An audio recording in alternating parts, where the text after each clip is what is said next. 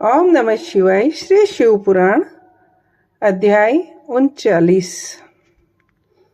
ब्रह्मा जी कहते हैं, नारद, भक्त वत्सल भगवान विष्णु राजा शिव का हित साधन करने के लिए ब्राह्मण का रूप धर कर दधीची के आश्रम पर गए, जहाँ श्री हरि ने शिव भक्त शिरोमणि दधीची को प्रणाम करके शिव के कार्य की सिद्धि के लिए उद्यत हो उनसे यह बात कही।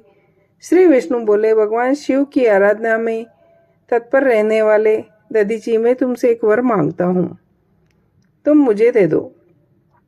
शिव के कार्य सिद्धि चाहने वाले देवाधिदेव श्री हरि के इस प्रकार याचना करने पर दधीची ने शीघ्र ही भगवान विष्णु से कहा, ब्रह्मन, आप क्या चाहते हो यह मुझे ज्ञात हो गया है। आप शिव का काम बनाने के लिए श्री हरि ही ब्राह्मण का रूप धारण करके यहाँ आए हैं, इसमें संदेह नहीं है।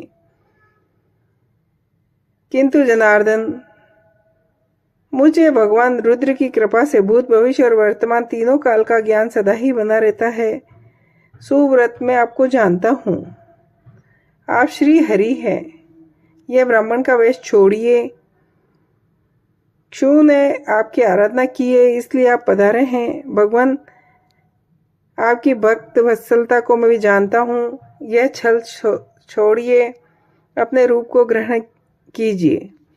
भगवान शंकर के श्रवण में मन लगाइए। मेरा मन शिव के श्रवण में ही लगा रहता है, मैं कभी झूठ नहीं बोलता। इस संसार में किसी भी देवता या दैत्य से भी मुझे भय नहीं होता। श्री वीण बोले, उत्तम व्रत का पालन करने वाले दधीची, तुम्हारा भय सर्वथा नष्ट ही है, क्योंकि तुम शिव की आराधना में तत्पर रहते हो, इसलिए सर्वज्ञ हो।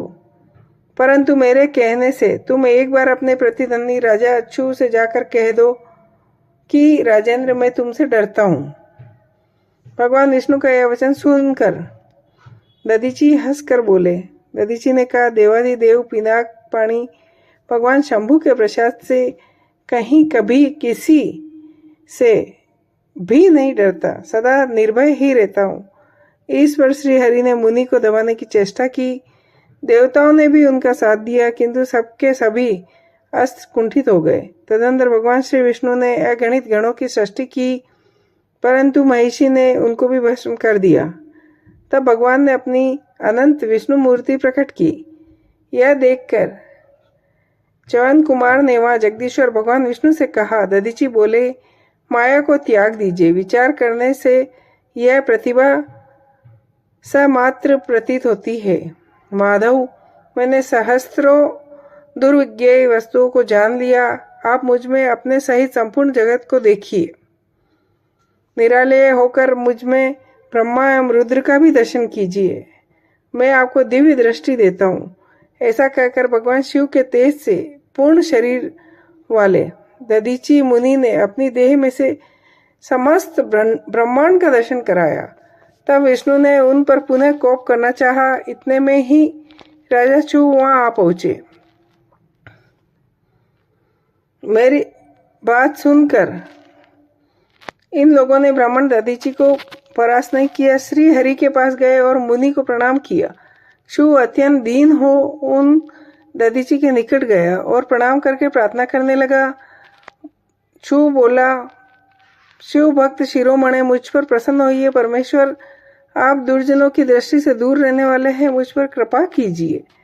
ब्रह्मा जी कहते हैं, नारद, राजा शिव की बात सुनकर तपस्या की निधि ब्राह्मण दधीची ने उन पर अनुग्रह किया। श्री विष्णु आदि को देखकर वे मुनि क्रोध से व्याकुल हो गए और मन ही मन शिव को स्मरण करके विष्णु तथा देवताओं को शाप देने लगे। दधीची ने कहा, देवराज इंद्र सहित देवताओं और मुनीश्वरों, तुम लोग रुद्र की क्रोध अग्नि से श्री विष्णु तथा अपने गणों सहित पराजित और ध्वस्त हो जाओ। देवताओं को इस तरह श्राप देख शिव की ओर देखकर देवताओं और राजाओं के पूजनीय द्विश्रेष्ठ ने कहा, राजेंद्र, ब्राह्मण ही बली और प्रभावशाली होते हैं। ऐसा स्पष्ट रूप से कहकर ब्राह्मण दधीची ने अपने आश्रम में प्रविष्ट हो गए। फिर दधीची को नमस्कार मात्र करके शिव अपने घर चले गए। तत्पश्चात विष्णु देवताओं के साथ जैसे आए उसी तरह वैकुंठ लोक लौट गए। इस प्रकार वह स्थान स्थानेश्वर नामक तीर्थ के रूप में प्रसिद्ध हो गया। जो छू और दधीची के विवाह संबंधी इस प्रसंग का नित्य पाठ करता है वह मृत्यु को जीत कर देह त्याग के पश्चात ब्रह्मलोक में जाता है। जय हो।